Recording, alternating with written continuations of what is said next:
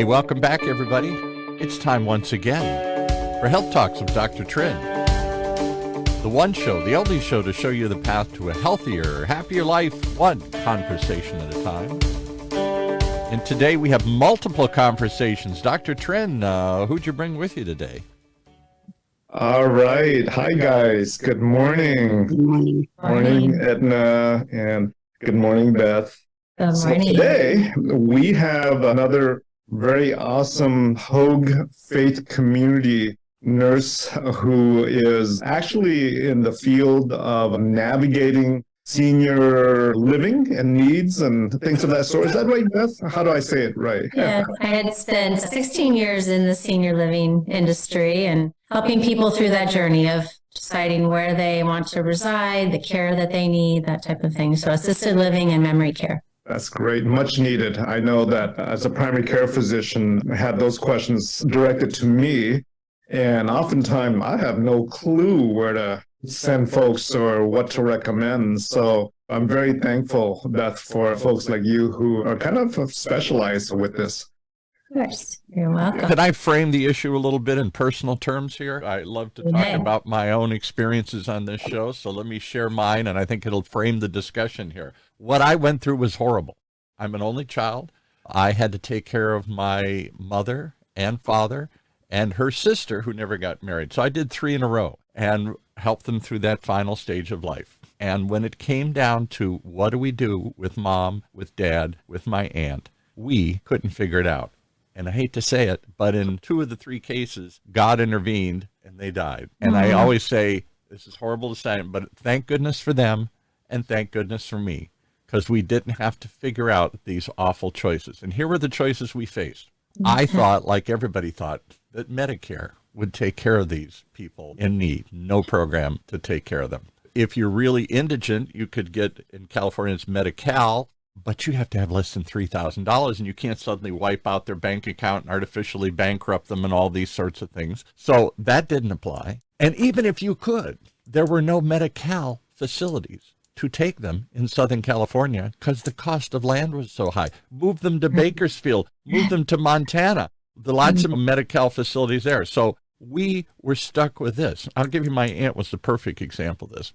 Well, my mom and dad had a house, and everybody would just say, as my mom declined, she had Parkinson's, she got worse and worse and worse, and my dad said, I can't handle her. We looked at putting in place. Average cost, Southern California, $5, $6, $7, maybe for memory care, $8,000 a month, $10,000 a month. And my dad said, I don't have that kind of money out of pocket. They said, well, you have a house, don't you? Liquidate the house. Where do I live? Well, I don't know, but you take the house. That's your only asset. And we're going to throw that just so mom can have basic care. Somebody can watch her and change her bedpan. So the obvious thing is falls to the child. Come in with me, move in with me, mom and dad or whatever. Where? I have a 2-story house. They can't go up and down the stairs. Might take out the dining room. And who gets to stay home, my wife or me, because we both work. Somebody has to give up their job, and we have to reconfigure our house if they wanted to do it, and they didn't want to do it.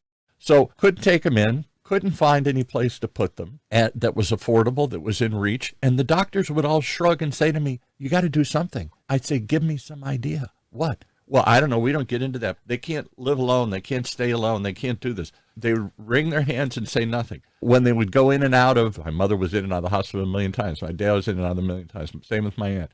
Every time as they're getting ready to discharge them, you can't send them home. I said, where? They'd give you some social worker, and she'd give you a list of places, and they were all just for the affluent. They were all $10,000 a month, $8,000 a month or whatever here. That was unreasonable. So in the very end, my mom, when my dad was faced with it, she finally died, and my dad, in a weird way, sort of breathed a sigh of relief. She didn't want to go in that facility. I didn't want to put her in a facility, and we couldn't afford it anyway. And then my dad went through the same thing. So then my aunt, poor aunt, comes along. She had no money to her name, no house, no kids, no nothing. And we started going through the same thing. And I finally discovered this thing called board and care facilities, which nobody told me about, which are homes where people, entrepreneurs, rent these houses and put 4 or 5 people in there and around-the-clock staff.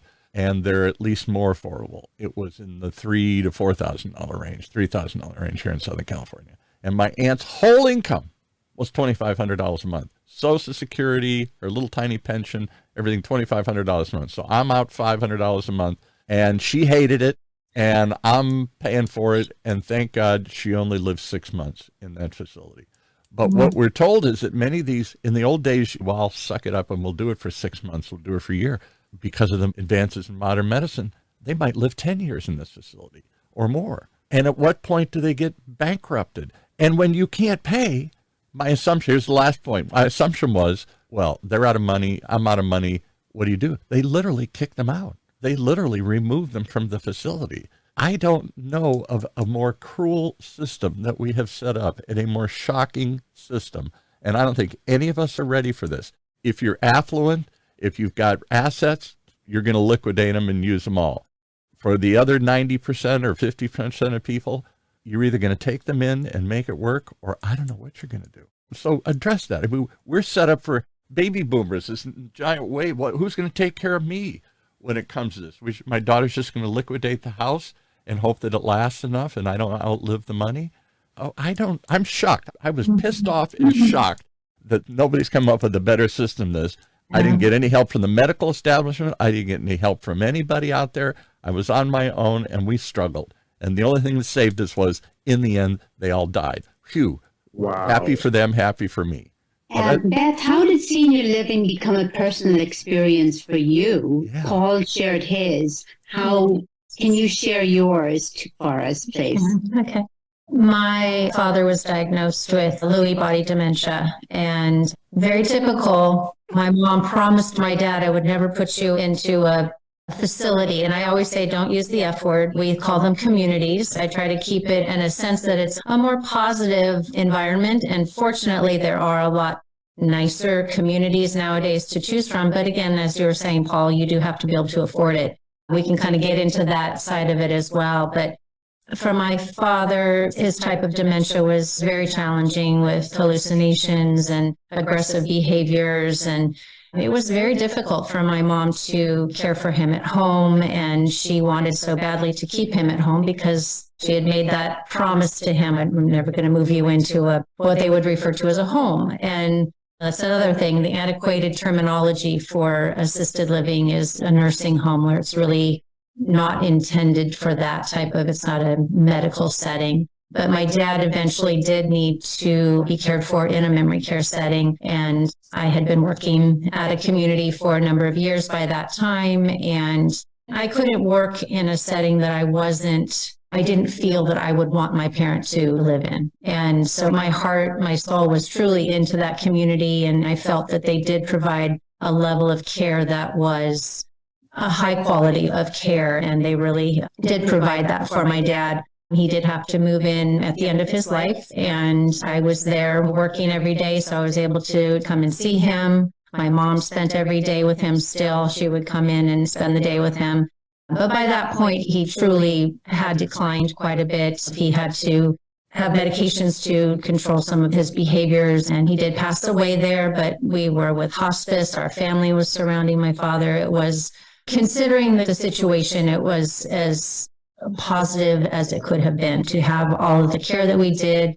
I always emphasized to my mom, you cannot do this alone. You need to have a team. You can't care for one with dementia without having a full team to assist you in that process. Well, how long was he in the facility? He was there a bit over a year. And how did you fund it? It was all out of pocket? You had that resources to do that? It was out of pocket, yes. And can you give us a rough idea? Are you here in Southern California? My numbers I'm this quoting? This is in Orange County. So what's the average cost of a memory care facility? Actually, assisted living, people have the idea that assisted living is far less expensive than memory care. But for instance, in the community I was working, assisted living could become much more expensive as you add on care. It could become very expensive in that sense, whereas memory care in this setting was all inclusive. So you had a set fee that you knew was not going to continue to go up and up. Because that surprised me about assisted living too. Every time they touch them, there's an extra fee. So there's a basic board and care kind of cost, room and board and meal, but you got to help them down in an assisted living facility. If you have to assist them down to the dining room, more money. Assist them with their medicines every day, more money.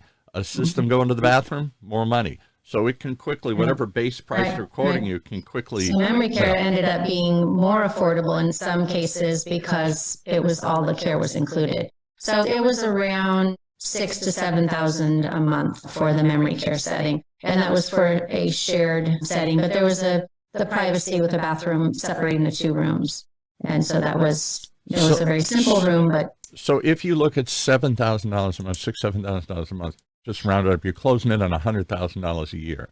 If you don't have that savings built up, Right. $100,000 set aside, which I don't think a lot of people do, Yeah. then what are you doing? You're liquidating houses, you're liquidating assets and stuff here.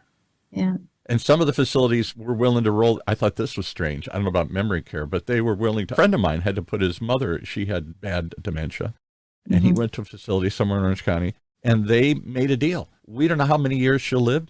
Could be 6 months, could be 6 years. We'll take the house, and we'll gamble that will cover the cost. So if she exceeds whatever that amount of money is, we don't kick her out.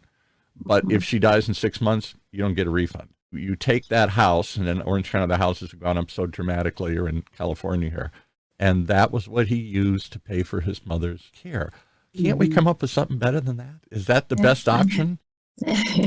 Sadly it is. Seeing more families come in with long-term care insurance, and that's a whole other topic. Yeah. Long-term care is something that there is a Veterans Aid and Assistance pension or benefit that also contributes, but that's based on assets as well. But there are a few things out there that can help, but it's a tough. So what percentage of the population that needs this service can afford this service? Have you ever looked at this? I mean, as people your father's age and my parents' age, we were able to get through it somehow.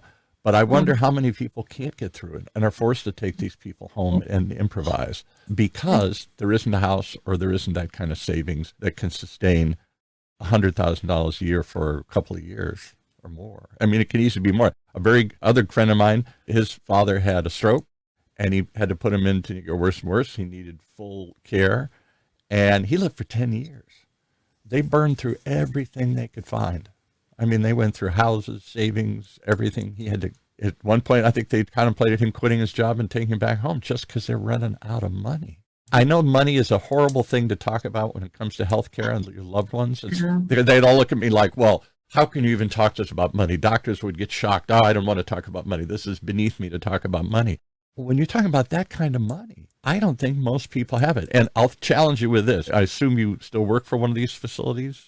No, I no longer am in the industry. I'm now a faith community nurse at Hoag Hospital. So one of the we can talk about that, and we should. But we had a number of people on through the years. I guess I was doing it for my own benefit. I'd bring people on shows and I say, "Tell me senior living options. What am I missing here?" And one of them, I took him aside afterwards. He was a guy who ran a whole chain of these things, and I said, "What do I do?" Like my aunt in particular, she didn't have a house. My mom and dad, ultimately, I could have liquidated their house, and I guess that would have taken care of everything. Wouldn't have left me anything, but it would have covered their assets, would have covered their declining years. My aunt didn't have that luxury. And he said, truthfully, none of us are interested in your aunt. There is no money to be made in your aunt. There are a lot of people out there like your aunt that have no assets, no savings, and we have no answer, nor does the industry. Look, we are going after the, whatever that top 10% is, that has the cash, that has the assets. That's what we built our whole model around. And the rest of the world, you're going to have to figure it out and improvise. You're going to have to take them home and figure out something to do. And as you pointed out, did your friend own the boarding care type of settings, or was he in the residential communities? Yeah, full, Larger whatever the communities. next one beyond assisted living is, these full care facilities, whatever they call these. Now, boarding care does seem to be kind of a more affordable option. The problem there is cities don't want it. We've had lots of mayors. It's like sober living homes. So they don't want homes with seniors living in the street down the street here. They think that's a problem.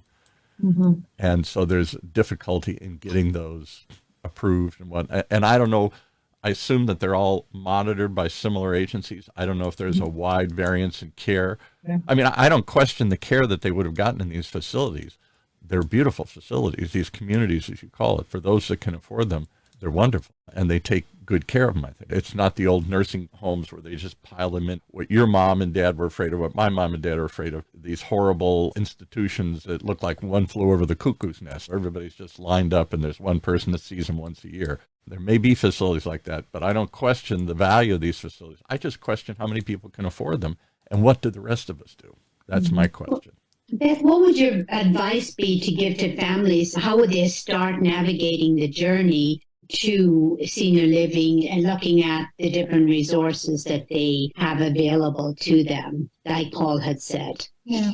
I always emphasize, the conversations need to start early. You don't wait until the crisis. You don't wait until mom is so ill or mom has a fall or they're in a skilled nursing and it's like, okay, now what? Now we're in a panic mode. We've got to find something.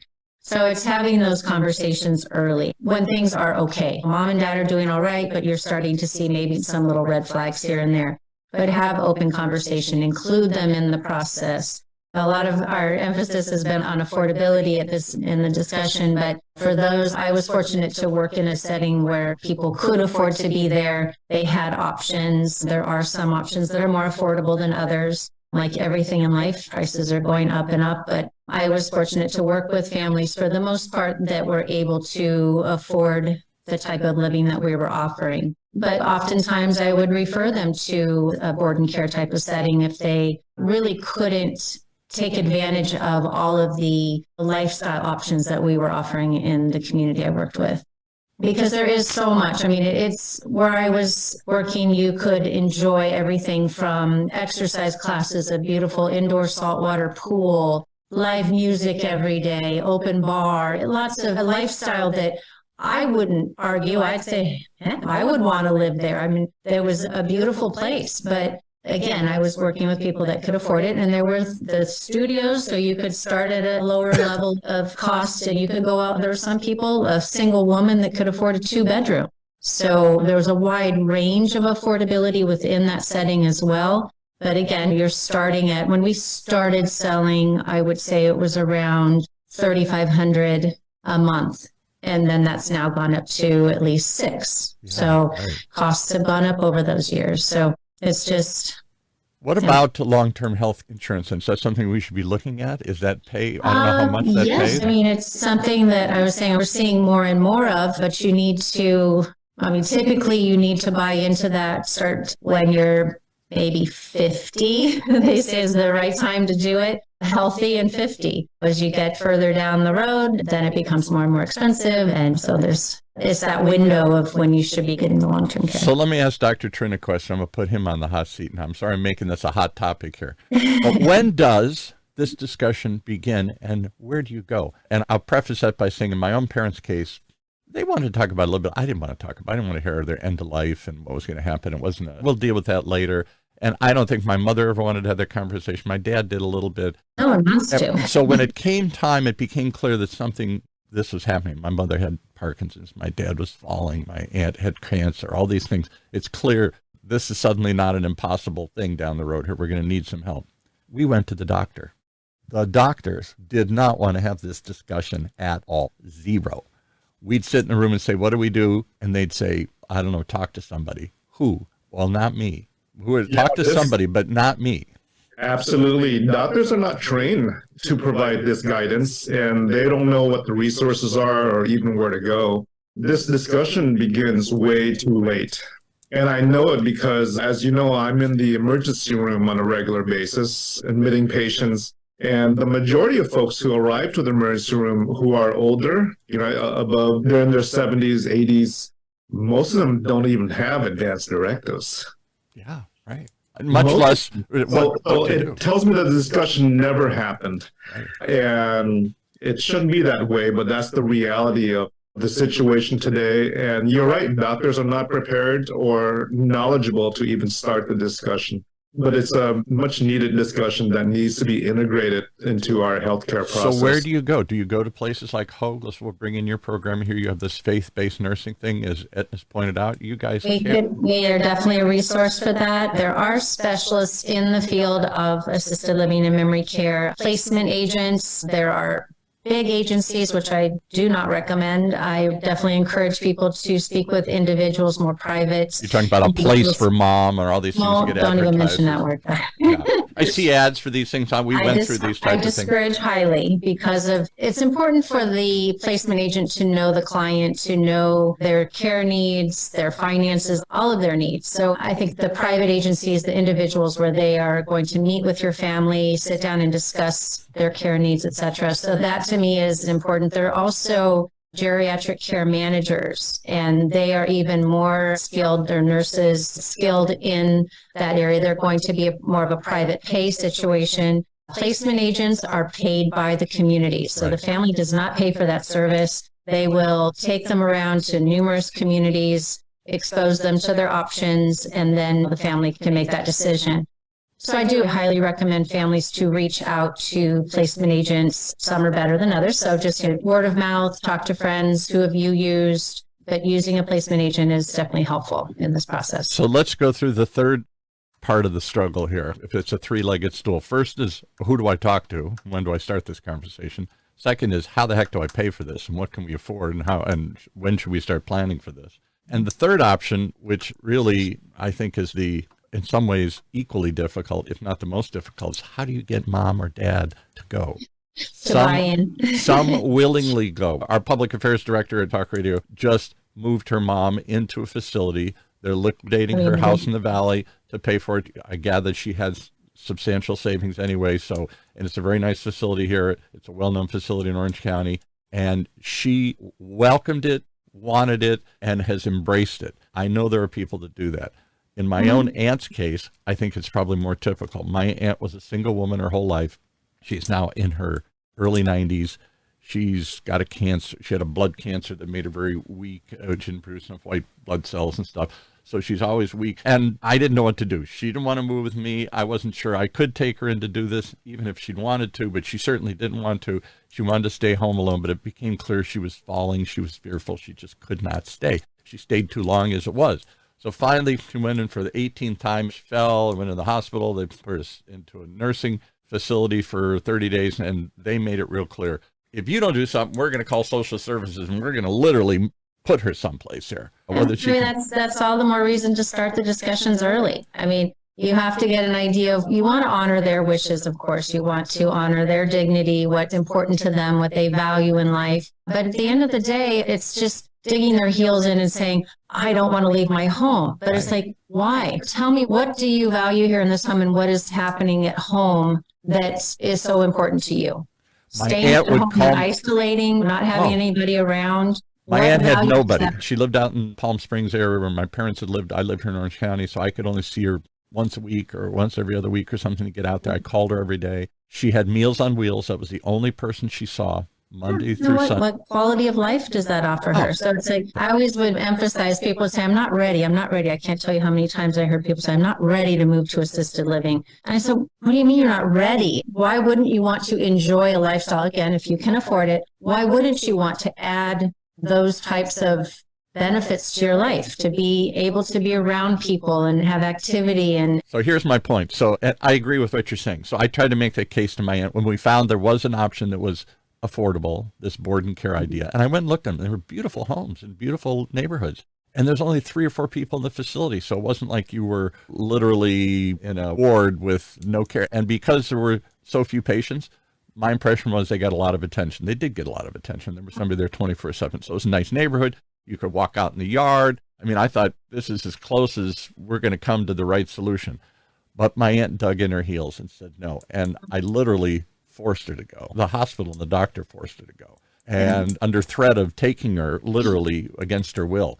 And my little aunt, who was the sweetest woman I ever met in my life, who never had a crossword to say to anybody, good Irish Catholic, she called me every 4-letter word. I didn't even know she knew these words. She called me everything, a traitor, and every 4-letter foul word she could think of. She probably went to the dictionary and looked up some. She hated it, and she never accepted it. And I convinced myself she almost willed herself to die there. Not because they did anything wrong, just because this to her was the end. It was awful. It was not what she wanted.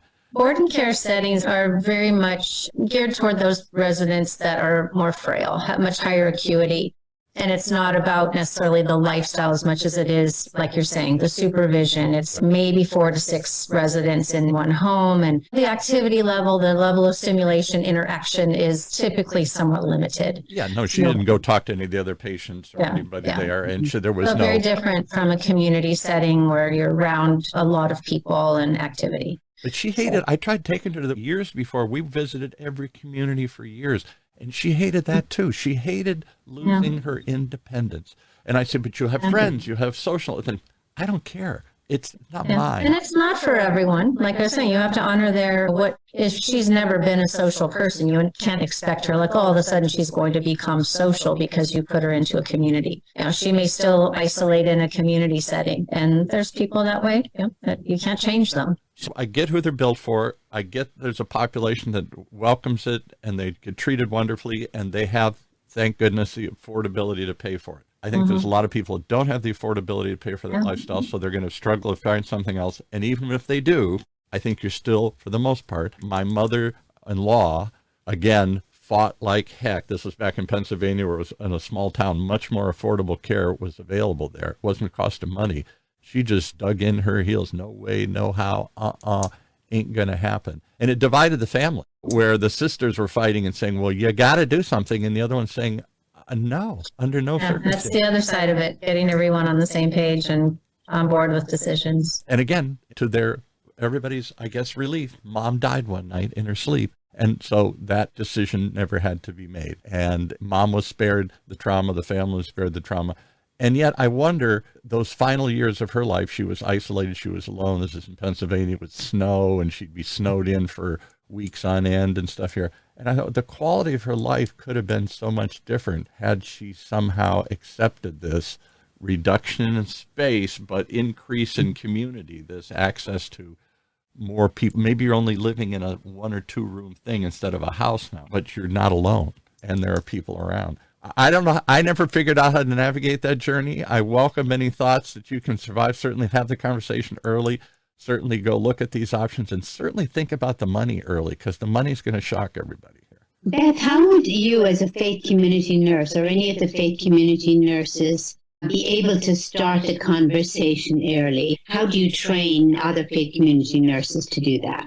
Well, anyone with aging parents, you need to recognize that is inevitably going to become a concern, an issue that you'll need to handle. So don't avoid it. Just like Dr. Trinh was saying, no one wants to talk about end of life. Many of us don't. Having your advanced care directives, those are topics that no one wants to discuss, and yet they have to be brought up somehow. And that is just initiating those conversations with your siblings, with your parents, whoever is involved in that discussion. But it's not to be avoided, and yet it is. So I think just finding ways to bring up the conversation and starting to look at places, look at the options. And we're not making a decision tomorrow. I had clients I would work with for 10 years before they'd make a decision. They'd started considering it 10 years ago, and then finally, oftentimes it was a crisis, unfortunately, but at least they knew their options. They'd done their research, but just taking those baby steps, getting those conversations started.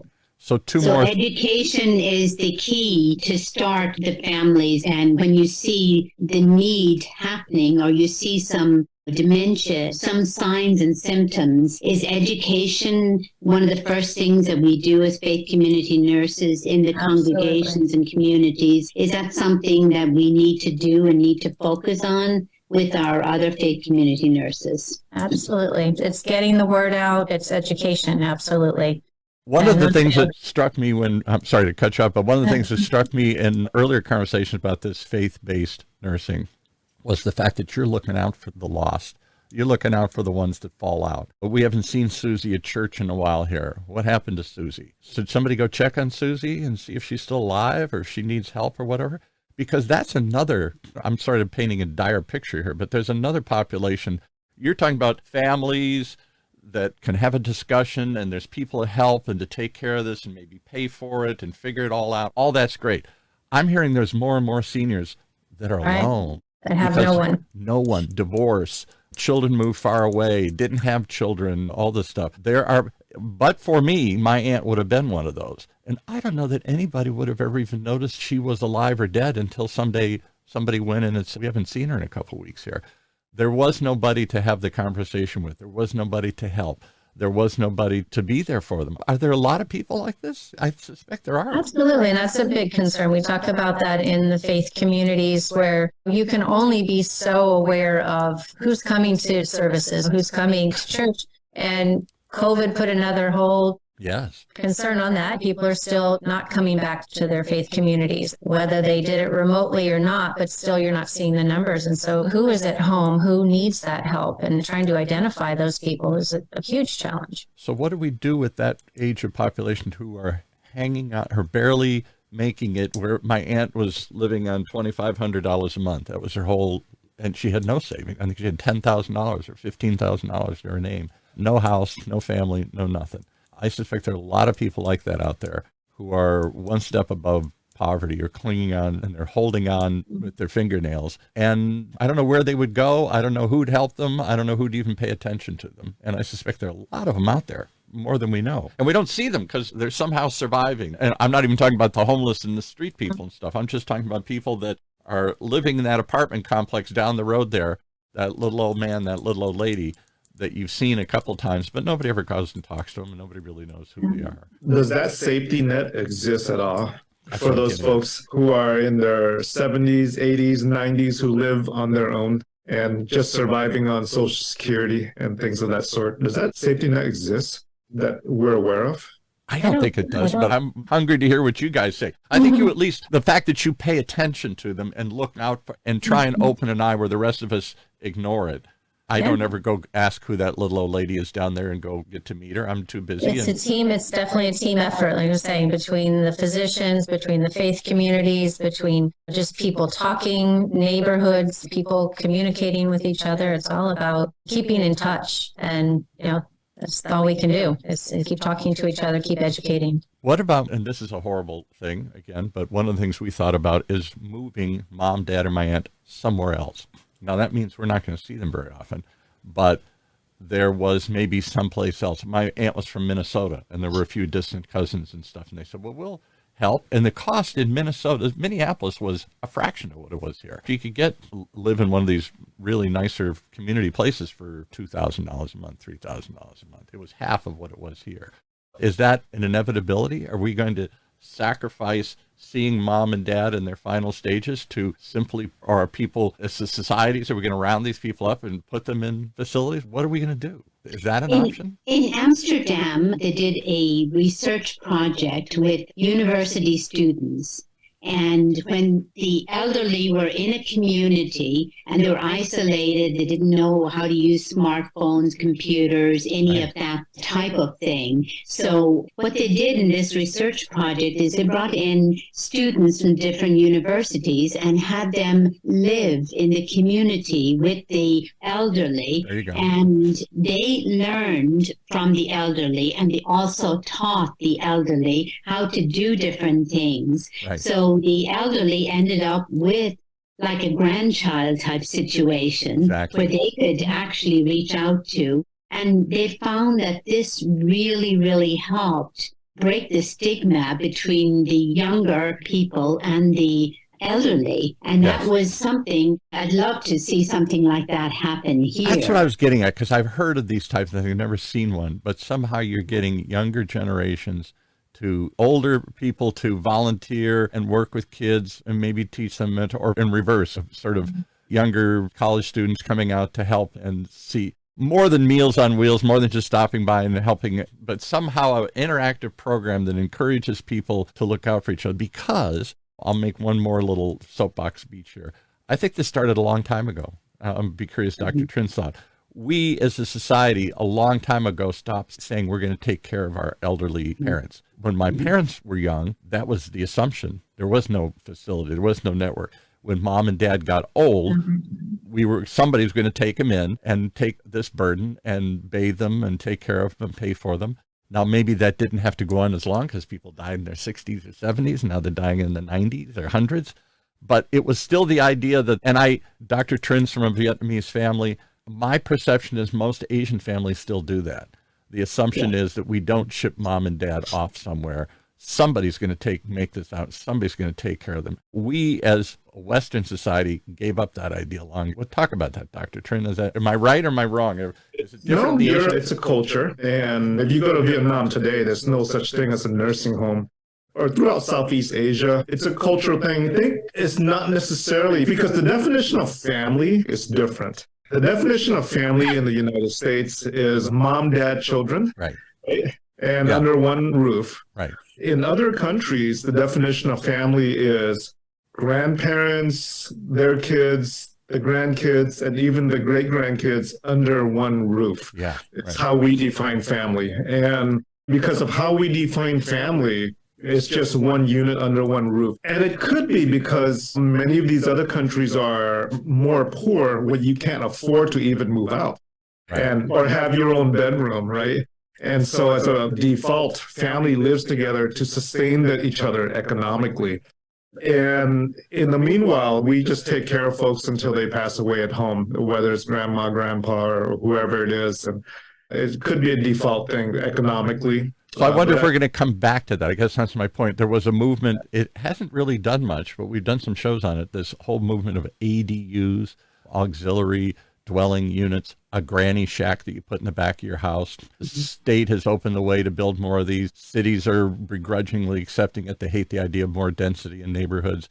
But there's particularly some of the older areas where they had more land on the north part of the county as opposed to the south part of the county when the houses were built with bigger lots, the Santa Ana, Fullerton's, Orange areas and all this stuff. And that was all built around this premise that we're going to have to take care of our older again, where we can't outsource this. Maybe they don't want it, maybe we don't want it, but maybe for all the reasons we've talked about, this is going to come back to us.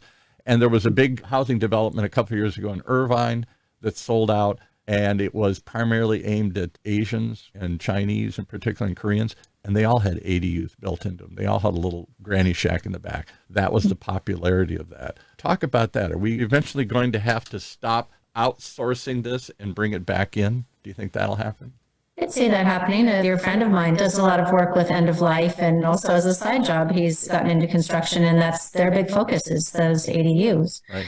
And it makes sense on one hand in keeping family together, which is a wonderful thing, and whether that families can pull that off. If adult children are still working all day long, then there's still the concern of, well, who's watching mom or dad while they're working? So there's still a need for care, and we can't do that if we're working full time. So it's definitely reducing costs in a sense, but there's still going to be the concern of care.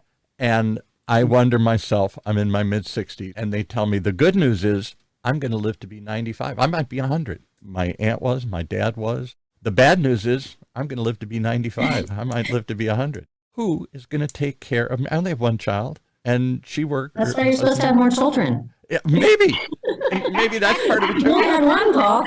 Come stay with me. We have a room. We got a room for you. Yeah. But isn't that typical? Aren't more and more people either no kids or one kid, maybe two kids? I mean, we've shrunk the size of the family down through the years.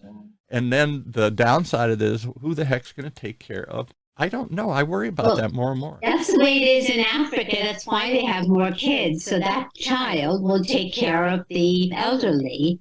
They look at the older people. That's the mentality in Africa, is that my family will take care of me. Right. So I'll take care of them, they'll take care of me. Right. The same growing up in Ireland. Right. One of the reasons why I became a nurse is because my grandfather lived 10 minutes away from the home. He didn't want to give up his independence or his home.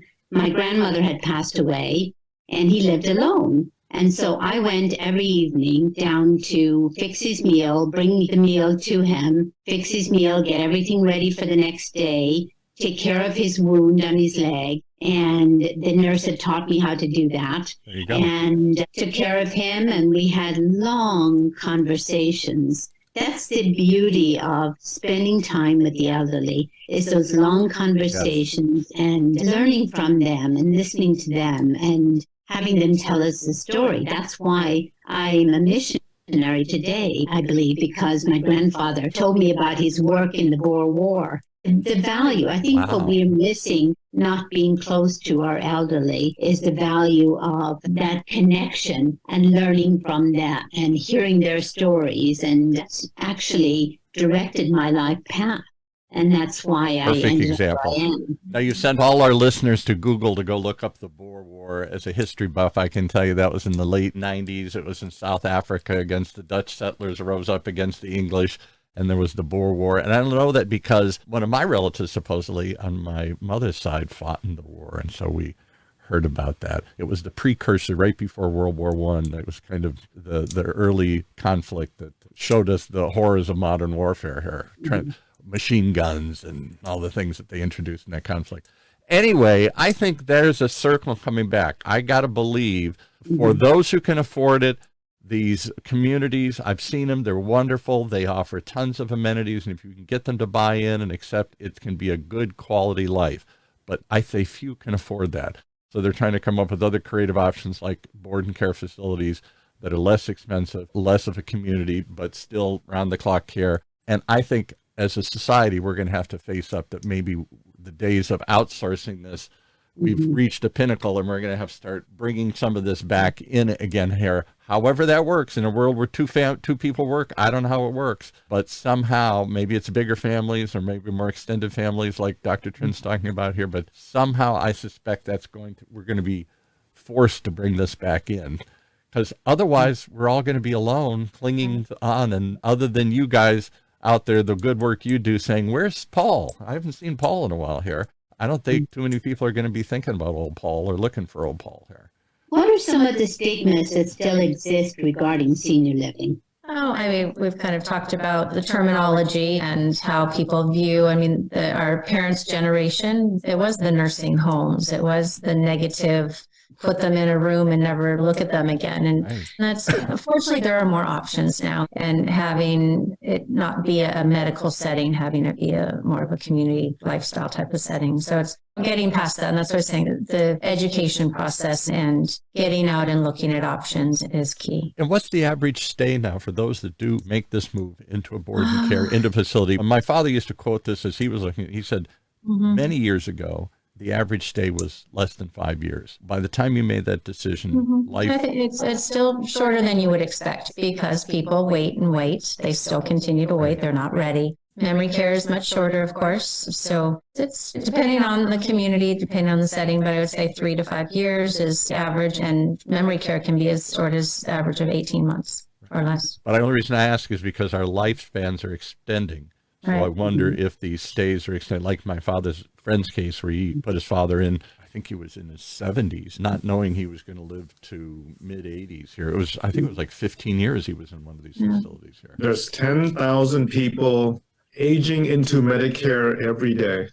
Wow. Dr. Trin, what are some of the things that we as faith community nurses can do to assist and educate physicians on before we get into the situation where they go to you when it's too late? What are some of the things we can teach the physicians? What can we do education-wise to help? What can Beth and I do to help them? Physicians need a phone number and who to call when this question comes up. Yeah. Really? Somebody they can... Community nursing. Where the docs, honestly, they're not going to provide this conversation because there's only 10 minutes to see the doc. Right. And they're too busy taking care of why you're in there and your health and your issues. So they're just going to give you a phone number and who to call. So if I was faith community nursing, create a flyer with that phone number and who to call whenever the question comes up and distribute that flyer to medical offices and the community. And I would think the doctors would welcome to, because they're so uncomfortable, at least my experience was, they didn't, not just because of time, not just because of lack of training. This is not, I can't help you anymore. This isn't what the conversation I want to, I'm here to help you. I'm here to save you. I'm here to do something proactively. When it's clear that I can't help you, I hate to say it, most of my parents' doctors really pulled away. They didn't want to see him as much. They don't know where to start. And it's a 30-minute conversation that they don't have with a patient. And so they need that resource on who to call. Here's the phone number. It's no cost, and have that conversation. So I would get that flyer and distribute it from Faith Community Nursing. And the other thing I think you guys should talk about is not today because we're out of time, but in a future conversation is hospice, that end of life program that's being offered more and more, where it's clear you're not going to a doctor anymore. You've only got a certain amount of time to live, 6 months, less than a year to live. When they morph into some of these things, my aunt did that. And what a wonderful thing. All of a sudden, there was a lot of people coming to help, not just a faith-based education, people. Again, educating people on what is hospice, what is palliative care, Right. and when do you start having those conversations? Yeah. I don't Right. think most people Way even know before that you exists. Right. Yeah. And I think that's a wonderful resource too, because it's a very Absolutely. difficult, that last stage of the journey here can be awful, or it can be lonely, or there are people who can help the family, help the patients, help everybody deal with this more. And again, in a society where faith is less and less practiced, I just wonder how people die today here. I'll give you one last shocking statistic. I said this before on one of the shows Ethnie did. When my aunt was in a board and care facility, it became clear she was dying. They called me up and they said, "This is it. If you want to see her, you better get here." So I got my car, drive out there. And when I arrive, it's night. She's still alive, but she's in a coma. She's been in a coma all day. And the nurse who didn't know me was there, the hospice worker, and says, "Is this your mother?" I said, "No, this is my aunt." "Your aunt? Why are you here?" "It's my aunt. I love my aunt. I took care. She's a great lady." I said, "Why do you ask?" She said, "Because nobody comes. Nobody comes. We usually do this all alone." Even when they're, and I thought, wow, have we gone that far? We can't even face it or deal with it, or we really outsource this thing. Take care of it to the final moment and then call me when it's over. I'll shed a tear and get back to work here. I think that there's too many people dying alone these days. Yeah. And that's what we don't want to do as faith community nurses. We want to be able to educate. We want to be able to assist, and anything that we can do to help with that. I think, Beth, you can speak to that as well, right? Absolutely. I think just honoring our elderly. I mean, that's something that honoring authority and elderly and keeping that, bringing it back. It's something that I think we've really lost. And I think valuing our elderly, we're all living longer, as you said. So we're going to have a lot more time to value our elderly and respect them and all the wisdom that they bring to us. And that was the greatest gift I received from being in senior living, was that time with people and knowing that they were at their final years or days, the gift of being able to be with them and share stories and just be there to listen. And I think just that can be a big message, that as faith community nurses, that keeping that alive, keeping that knowledge that we have a huge population of elderly that we're going to be serving, and to continue to keep them at the forefront of our mission and what we do. Well, I hear the one word that runs through all this is fear. Fear of how am I going to pay for it? Fear of when am I going to start this conversation? Fear of how am I going to face this? Fear of being alone. Fear of dying alone. Fear of being there when they're dying. I can't face this. I can't deal with this, all this stuff. And it's because it's a taboo topic. It's the last taboo topic. We can't talk about it. We don't want to talk about it. I don't want to hear about it. I don't want to think about it. A lot of talk. Yeah. A lot of talk about it. All right. Well, thanks for starting to talk today here. How do they reach you if they want to find out more information about the good work that you do? I'm at Hogue under their spiritual care department and faith community nursing at Hogue Hospital. Wonderful program. I just there. Welcome what you guys are doing. Love to see more of it out there. And I'd love to share the word. Let's do a segment and have you guys come back. Let's do a segment on valuing the elderly. Yeah, absolutely. Let's do it. We'll put it on the schedule. I think that's a powerful thing, because I don't think we see value in the elderly. There's something to be managed and taken care of and housed and removed. They are of no value anymore. They're just simply a cost and a burden. And they see themselves that way to a certain degree, because we don't value them, and they have a lot of value still to bring. They do. Absolutely. Right. Love Thank it. you so much, Paul. Appreciate the opportunity. Take us out, Dr. Trinh. Final way. All right. Great chat. Very stimulating discussions. Lots to think about on this tidal wave of retirees coming up in the next 20 years here. And are we going to outlive our resources? Very scary things to think about. But thank you for shedding light on this, guys. And we'll have you guys back, and let's chat about valuing the elderly. Thank you. Thanks. Great. Thank you for having us. Thank you, Dr. Trinh. Well, there you have it. One more reason to tune in. Here's a conversation not enough of us are having. But it's the kind of talk we do here on Health Talks with Dr. Trinh, streaming live from the University of California, Irvine's Beale Applied Innovation Center.